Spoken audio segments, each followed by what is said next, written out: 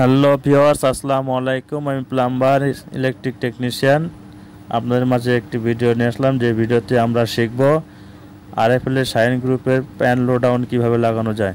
চলুন দেখি। এই যে চলে আসলাম কাঙ্ক্ষিত সেই আরএফএল শাইন গ্রুপের একটি লো ডাউন বা প্যান ফ্লাশ বলতে পারেন। প্যান ফ্লাশ, লো ডাউন দুটোই নাম।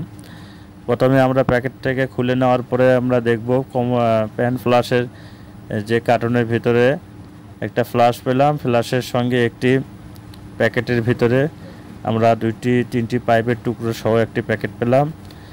আচ্ছা, এখন আমি ফ্লাশটা বের করে নিলাম। ফ্লাশের সঙ্গে কি কি থাকবে সেগুলো দেখে নেবেন। এই যে পিছন সাইডে একটি ফ্লাশ ওয়ালের সঙ্গে আটকানোর জন্য একটি কালো কালারের প্লাস্টিকের ক্লাম আছে।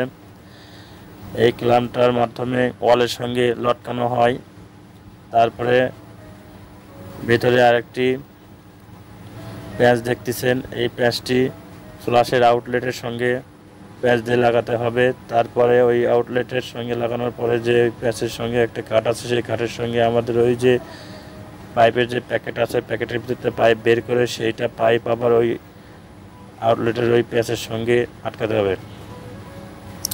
তো এখন আমরা ফ্লাশের যে লেমোন্টারিং করা আছে পিভিসি পলিথিন দিয়ে, সেটাকে আমি খুলে বের করে নিলাম।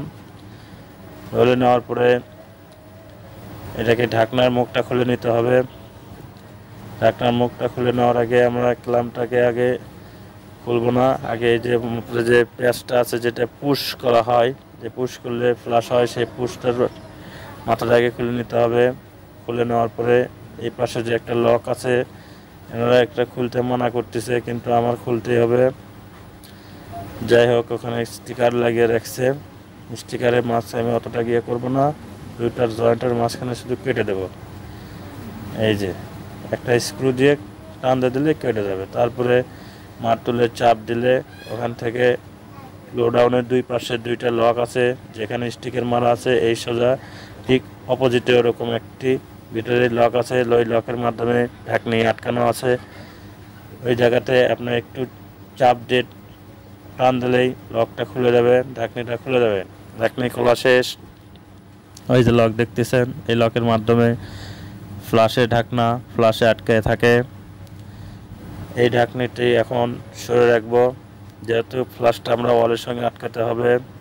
আর এর ভিতরে কি কি আছে দেখেন, কীভাবে কাজ করে সেটা দেখাচ্ছি।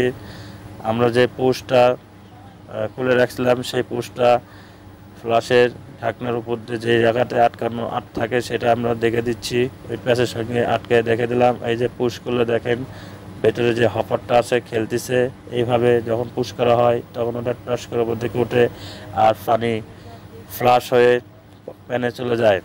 আর এটা দেখতেছেন পানির ইনপুট, অটো ভালভ কিংবা বল কক, যে কোনো কিছু বলতে পারেন। ওইটা ওই যে অ্যাঙ্গেল স্টক দিয়ে এটা ফ্লাশ ইনপুট হয় এবং ফ্লাশের মাধ্যমে ওই যে প্যানের ওখানে একটা পাইপ দেখালাম, সেখানে পাইপ ঢুকে পানির প্যানের ফ্লাশ হয়। এখন দেখুন ফ্লাশে আমরা সেই প্যাচটুকু লাগিয়ে দিচ্ছি, যার সঙ্গে আমরা আউটলাইনের পাইপ আমরা সংযোগ করে দেব। এটা তিনটি টুকরাই বিশিষ্ট।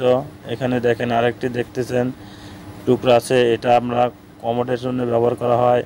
এটা প্যানের টাইলসের সব তল দিয়ে প্যানের সঙ্গে কানেকশন করার জন্য ব্যবহার করা হয়, কিন্তু ফ্লাশটা আগে কেনা হয় নাই, যার কারণে এই ফ্লাশটির ওই টুকরোটা আমরা লাগাতে পারি নাই। এখন এটা কমোডের জন্য ব্যবহার করা হয়, সেটা এখন আমাদের এখানে প্যানের কাজে ব্যবহার করা হবে। এখন দেখেন আমরা এই অংশটুকু আগে ফ্লাশের যে আউটলেটের পাইপ আছে সেই পাইপের সঙ্গে কানেকশন করে দেব। তারপরে আবার আরেকটা টুকরা পাইপ আছে, সেটাও জয়েন দিয়ে দেব। টোটালে তিনটা পাইপ টুকরা, ছোট্ট টুকরা বড় টুকরার সম্পূর্ণ জয়েন দিয়ে দেবো। তারপরে এসে ওই যে প্যাচের যে ঘাট করা যে প্যাচটা আছে সেই প্যাচের সঙ্গে আমরা কানেকশন করে দেব। কানেকশন করে দিয়ে যেখানে আমরা কানেকশন করা পাইপ লাগানো হয়ে গেল, এখন আমরা এটাকে যেখানে পাইপের সঙ্গে ফ্লাশের যে পাইপটা আছে এটা আমরা প্যানের যে ফ্লাশটা আগে কিনি নাই, যার কারণে আমরা প্যানের ফ্লাশের পাইপ হিসেবে এখানে আমরা 40 মিলিমিটার পাইপ আগে প্যান ঢালাই করার সময় লাগিয়ে রাখছিলাম। সেই পাইপের সঙ্গে আমরা এখন ফ্লাশের আউটলাইন পাইপ কানেকশন করে দিচ্ছি। ওইভাবে কানেকশন করে দেওয়া হচ্ছে। দেওয়ার পরে এখন দেখেন সুন্দর করে স্ট্রেট বাই স্ট্রেট সোজা রেখে আমরা এটাকে দাঁড় করে দেব। যেহেতু টাইলস ওয়াটার লেভেল করা থাকে, সেই জন্য টাইলসের থেকে মেপে নেব যাতে প্লাসটা সাইড থেকেও মিডিলে থাকে, টপ থেকেও লেভেল থাকে।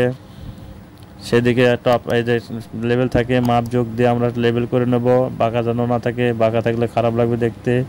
তারপরে দেখেন ফ্লাশ আটকানো যে ক্লাম আছে, ক্লামের যে দুইটা মাথা আছে, যে দুইটা মাথা দেখা যাচ্ছে, এই দুইটা মাথা আমরা সাইন প্যান দিয়ে টাইলসের সঙ্গে মাথার টপটা আঁকিয়ে নেব, যাতে করে পরবর্তীতে ওই লকটা আমরা ওই মাথার যে চিহ্নটা দাগ দেওয়া হবে, টাইলসের সাথে দাগ দেওয়া হচ্ছে, সেখানে আমরা মিল করিয়ে স্ক্রু আটকানোর জায়গাটাকে আবার মার্কার করতে পারি।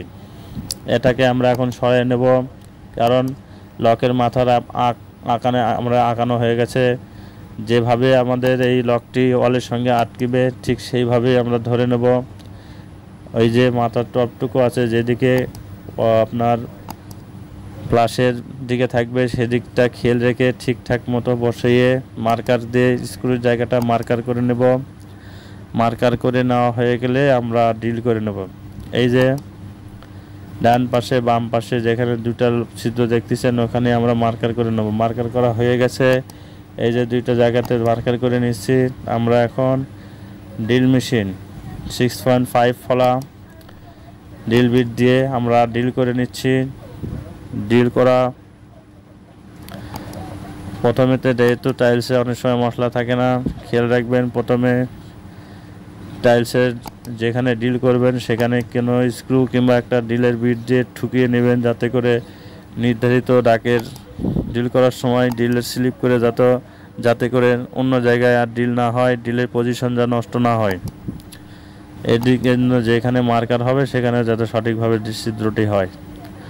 এখন আমাদের ড্রিল বিট দ্বারা ড্রিলের টাইলসের ছিদ্র করে নেওয়া হয়ে গেছে। হওয়ার পরে আমরা এখন রয়্যাল প্লাগ 8 নম্বর রয়্যাল প্লাগ, অনেক সময় বেশিরভাগ সময় ফ্লাশের সঙ্গেই স্ক্রু রয়্যাল প্লাগ দেওয়াই থাকে। সেগুলো অনেক সময় কোনো রয়্যাল প্লাগ ভালো থাকে, সেগুলো কোনোটা ভালো থাকে না। যাই হোক, যেটা ভালো সেটা লাগাবেন। আমরা সেটা লাগিয়ে দেবো। দেওয়ার পরে এই যে ক্ল্যাম্পটা আছে,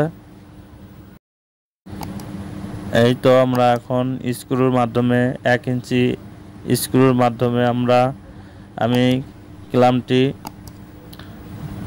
সুন্দর করে টাইট দিয়ে নেব।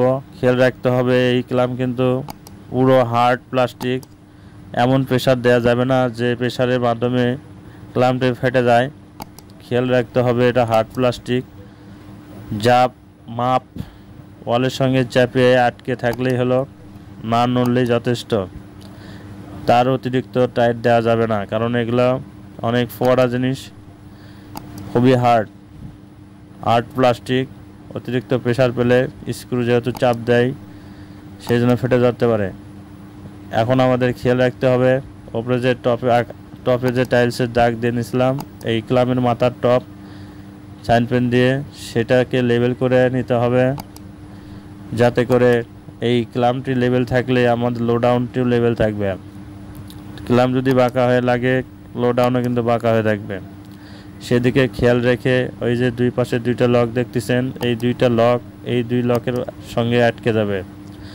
প্রথমে সুন্দর করে পজিশন অনুযায়ী একটু উপর দিকে নিয়ে ওয়ালের সঙ্গে লো ডাউনটি একটু চাপ দিয়ে ধরে তারপরে নিচের দিকে চাপ দিলেই ওই গ্রুপের মধ্যে বসে যাবে। এবং উপরে যে টপ আছে দুইটা, যেখানে সাইন পেন দাগ দিয়েছিলাম, সেই টপটুকু লো ডাউনের সঙ্গে এটা যাবে। এটা গেলে ফিক্সড হয়ে যাবে। আমাদের লো ডাউনটি আটকানো শেষ। এখন আমরা ওয়াটার লাইন কানেকশন করে দেব। বাম পাশে অ্যাঙ্গেল স্টক কক্স ছিল, সেখানে লিড পাইপ লাগানো ছিল। সেখান থেকে আমরা লিড পাইপটা কানেকশন পাইপটা ফ্লাশের সঙ্গে কানেকশন করে দিলাম। দেখেন পানি উঠতেছে। অনেক সুন্দরভাবে পানি উঠতেছে ফ্লাশের ভিতরে। ওই যে বল ভাসতেছে, পানি উঠতেছে আর বল ভাসতেছে। এই পানি উঠবে লেভেল যখন মানে আপনার লো ডাউনের নির্ধারিত পানি যখন হয়ে যাবে তখন ওই বলটি ভেসে উঠবে, ভেসে উঠে পানির লাইনটাকে অফ করে দেবে, যা প্রয়োজনের চাইতে যাতে ফ্লাশের অতিরিক্ত পানি না প্রবেশ করে। যখন আমরা আবার ফ্লাশ করব তখন পানিগুলো শেষ হয়ে যাবে, তখন ওই বলটি নিচের দিকে নেমে যাবে, তখন আবার পানি ওঠা শুরু হবে। আবার যখন ভরে যাবে তখন ওই বলটি উপর দিকে ভেসে উঠবে, তখন আবার লাইনটি অফ হয়ে যাবে। এইভাবে ফ্লাশ কাজ করে। এই যে দেখতেছেন অপারটি টান দেওয়া মাত্রই নিচে পানি চলে গেল। যাই হোক, আমরা এখন লো ডাউনের যে উপরের ঢাকনিটি সেই ঢাকনাটি সুন্দরভাবে লাগিয়ে দেব। লাগিয়ে দেওয়ার পরে আমরা যে পুশটা খুলে রাখছিলাম সেই পুশটা আমরা সুন্দর করে সেটিং করে দেব। সেটিং করার সময় খেয়াল রাখতে হবে যেটার সঙ্গে প্যাচ লাগবে সেটা যেন লো ডাউনের ঢাকনা ছিদ্রর মিডিলে থাকে, তাহলে প্যাচটি লাগাতে সুবিধা হবে, নতুবা প্যাচ সঠিকভাবে লাগবে না। আমার প্যাচ লাগানো শেষ, পুশ করলাম, ফ্লাশ হচ্ছে, দেখেন কত সুন্দরভাবে ফ্লাশ হচ্ছে। তো আমাদের লো ডাউন লাগানো ওকে, ফাইনাল। ভিডিওটি ভালো লাগলে লাইক দেবেন এবং অন্যকে দেখার জন্য শেয়ার করে দেবেন, চ্যানেলটি সাবস্ক্রাইব করবেন।